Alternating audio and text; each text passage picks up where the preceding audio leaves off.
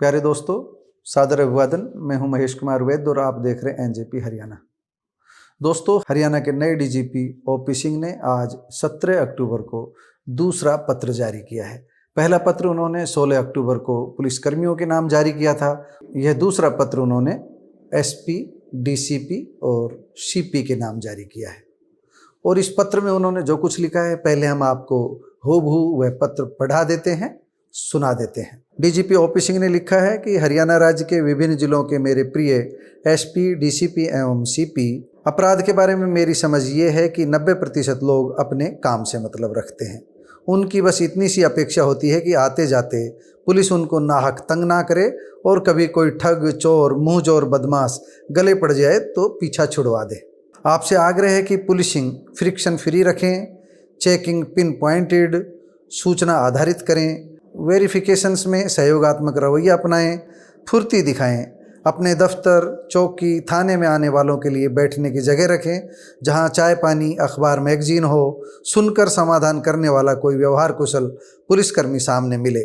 सबसे शिष्टाचार से पेश आएं, पीड़ित को वही सम्मान दें जो किसी भी पुलिसकर्मी अपने से एक रैंक ऊपर के अधिकारी को देता है। मुझे लगता है कि 4-5% गरीबी, मजबूरी या अनजाने में चोरी ठगी में भटक आते हैं।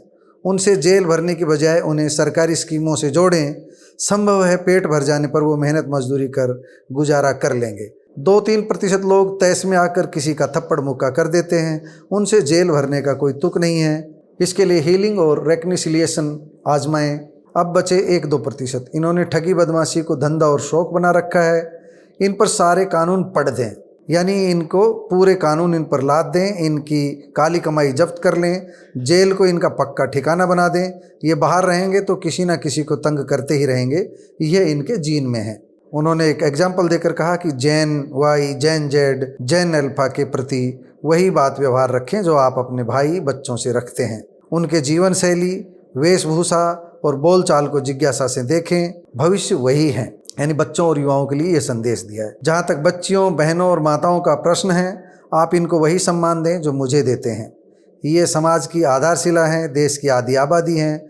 इतिहास में पहली बार भारी तादाद में स्कूल, कॉलेज, दफ्तर, बाजार निकली हैं। इनकी ज़रूरत के हिसाब से पुलिसिंग को ढालें, इनको बेखौफ जीने का अवसर दें। समापन करते हुए डीजीपी ओपी सिंह ने राहत इंदौरी का शेर कहा है। शेर है, न हम सफ़र न किसी हम नसी से निकलेगा, न हम सफ़र न किसी हम नसी से निकलेगा, हमारे पाँव का कांटा हम ही से निकलेगा, हमारे पाँव का कांटा हम ही से निकलेगा। व्यवस्था ने आपको समाज और राष्ट्र निर्माण में सक्रिय योगदान देने का अवसर दिया है। पुरुषार्थ दिखाएं, दफ्तर से निकलें, गाड़ियों से उतरें। लोग यहाँ हैं, समस्या यहाँ है, ये काम आप ही को करना है। सरकार के पास आपके अलावा कोई और तंत्र नहीं है।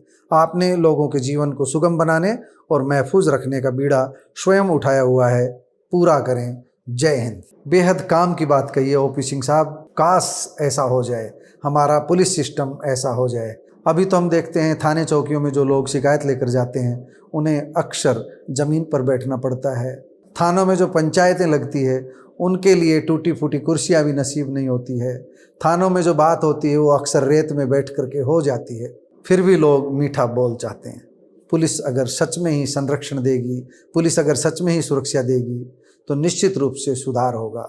मैं आपको ज़्यादा दूर की नहीं, रेवाड़ी के सेक्टर 3 की एक 7 दिन पुरानी घटना बता रहा हूँ मैं। एक बिना नंबर की कार आती है और सेक्टर 3 के बीच बाजार में राउंड लगाती है। उसी कार के ऊपर बोनट पर थोड़ी देर बाद एक लड़का बैठता है। उद्दंडता करते हैं और घंटे आधे घंटे की बदमाशी, छुट भैयागिरी करके चले जाते हैं। इस बात की सूचना पुलिस तक पहुंचती भी है।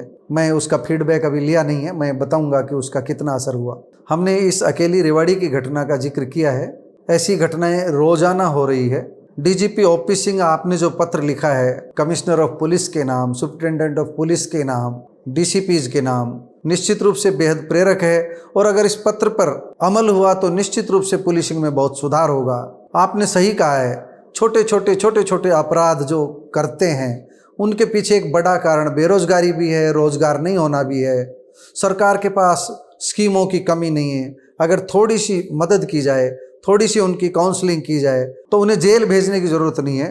वो सुधर करके मुख्य धारा में आ सकते हैं। स्कूलों के स्तर पर हम प्रयास करेंगे तो भी हमारा युवा भटकने से रुक जाएगा। गैंगस्टर को हम सम्मानित करना रोक देंगे, मीडिया कर्मी गैंगस्टर को सम्मान देना बंद कर देंगे तो भी अपराध काफ़ी हद तक रुक जाएंगे। आज तो गैंगस्टर के कई बार हम देखते हैं जो उनकी तारीफ करते मिल जाएंगे युवा, उनको अपना आदर्श मान लेते हैं कई युवा, यहीं से भटकाव शुरू होता है। पिछले दिनों एक खबर आई थी कि जेल में जो गैंगस्टर है उनका अब इलाज किया जाएगा। वो कपड़े जो है ब्रांडेड नहीं पहनेंगे, वो अपने औकात में रहेंगे, उनसे सफाई करवाई जाएगी और वो फोटो उनकी जो है वो सार्वजनिक की जाएगी। मुझे नहीं पता इसका कानूनी पक्ष क्या है, लेकिन गैंगस्टर अगर जेलों में भी दादागिरी कर रहे हैं तो इसके पीछे कहीं न कहीं हमारी पुलिस की कमजोरी है। अभी जो पिछले 10 दिन से खबरें आ रही है जब सीनियर IPS अधिकारी वाई पूरन कुमार ने सुसाइड किया, इन खबरों में फिर तेजी तब आई जब रोहतक साइबर सेल में तैनात ASI संदीप लाठर ने सुसाइड किया। और संदीप लाठर ने मरने से पहले जो वीडियो जारी किया जिसमें राव इंद्रजीत नाम के जिस बिजनेसमैन का जिक्र किया, उसके बाद तो कुछ कहने की जरूरत ही नहीं है। एक्सपोज हो गए हैं, राजनीतिक भी एक्सपोज हो गए हैं, अधिकारी भी एक्सपोज हो गए हैं, सब कुछ एक्सपोज हो गया है। बहुत तगड़ा गठजोड़ है, नेताओं का, अधिकारियों का, भ्रष्टाचारियों का बहुत तगड़ा गठजोड़ है। OP सिंह आपकी पुलिस को यही करना है, इस गठजोड़ को तोड़ना है। ये गठजोड़ तब टूटेगा जब न किसी का राजनीतिक संरक्षण, न किसी का वरदहस्त माना जाएगा, न किसी अपराधी का राजनीतिक लगाव देखा जाएगा, न उसकी ऊंची पहुंच देखी जाएगी। देखा जाएगा तो सिर्फ और सिर्फ संविधान और कानून की धाराएं। संविधान और कानून की धाराओं में अगर हम सजा दिला पाए, कानून के दायरे में रहकर हम अगर आगंतुकों का, पीड़ितों का, थाने में, चौकी में पहुंचने वालों का सम्मान कर पाए तो निश्चित रूप से हरियाणा पुलिस एक बेहतर पुलिस बन जाएगी। आपने दूसरा पत्र लिखा है OP सिंह, निश्चित रूप से पुलिसकर्मियों के बीच भी इसकी चर्चा होगी और इसका स्वागत किया जाना चाहिए। दोस्तों, चलते चलते एक अपील आपसे भी, OP सिंह नए DGP के दूसरे पत्र को लेकर के आपको क्या कहना है कमेंट बॉक्स में जाकर कहिएगा जरूर। नमस्कार, धन्यवाद।